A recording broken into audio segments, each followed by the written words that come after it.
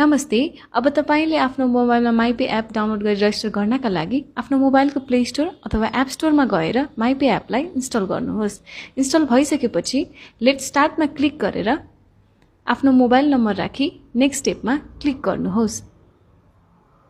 आफ्नो मोबाइलमा आएको भेरिफिकेसन कोडलाई राखेर नेक्स्ट स्टेपमा क्लिक गर्नुहोस्। 8 डिजिटको पासवर्डलाई सेट गरी इन्टरमा क्लिक गर्नुहोस्।